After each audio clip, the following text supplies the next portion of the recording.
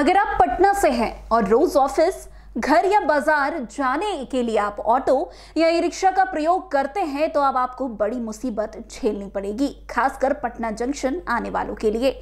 जी हाँ, अब ऑटो और ई रिक्शा पटना में नहीं चलने वाले और अगर इसका अब सीधा असर आपके आने जाने पर पड़ने वाला है। क्या है पूरी खबर, विस्तार से आपको बताते हैं। दरअसल पटना जंक्शन के आसपास यातायात व्यवस्था में व्यापक बदलाव के लिए जिला प्रशासन और यातायात पुलिस ने एक व्यापक पुनर्गठन योजना शुरू की है। यह नई व्यवस्था, जिसका उद्देश्य लगातार लगने वाली भीड़ भाड़, अवैध पार्किंग और बेमतलब ऑटो रिक्शा संचालन को समाप्त करना है। नई व्यवस्था के तहत पटना जंक्शन परिसर में सभी सार्वजनिक और व्यावसायिक वाहनों के प्रवेश पर पूरी तरह से प्रतिबंध लगा दिया गया है। इस प्रतिबंध में ऑटो रिक्शा, ई रिक्शा और टैक्सियां शामिल है। अब केवल निजी वाहन को ही स्टेशन, भवन और प्लेटफॉर्मों तक जाने की अनुमति होगी और ये नया नियम आज से लागू हो गया है।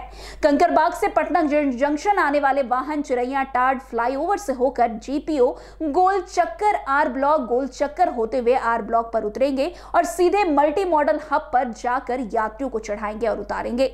जंक्शन से कंकरबाग जाने वाले ऑटो मल्टी लेवल हब से निकलकर प्लेटफॉर्म संख्या 4 के सामने से गुजरेंगे, जीपीओ, आर ब्लॉक और गोल चक्कर की ओर बढ़ेंगे और अंत में चिरैया टाड फ्लाईओवर पर चढ़ेंगे।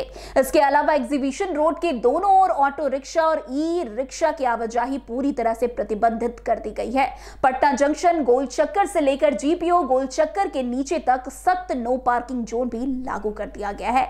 यह निर्णय पटना नगर निगम के नगर आयुक्त यशपाल मीणा, वरिष्ठ पुलिस अधीक्षक कार्तिकेय के शर्मा, यातायात एसपी वैभव शर्मा और अन्य वरिष्ठ अधिकारियों द्वारा संयुक्त निरीक्षण के बाद लिया गया है।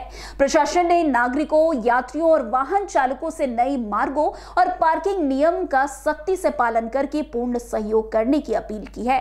अधिकारियों ने चेतावनी भी दी है कि 1 दिसंबर से उल्लंघन करने वालों के खिलाफ कड़ी दंडात्मक कार्यवाही की जाएगी। अधिकारियों ने कहा है कि पुनर्गठन के साथ प्रशासन का लक्ष्य सबसे व्यस्त रेलवे स्टेशनों में से एक के आसपास व्यवस्था बहाल करना और हजारों दैनिक यात्रियों के लिए सुचारू भीड़-भाड़ मुक्त यातायात सुनिश्चित करना है।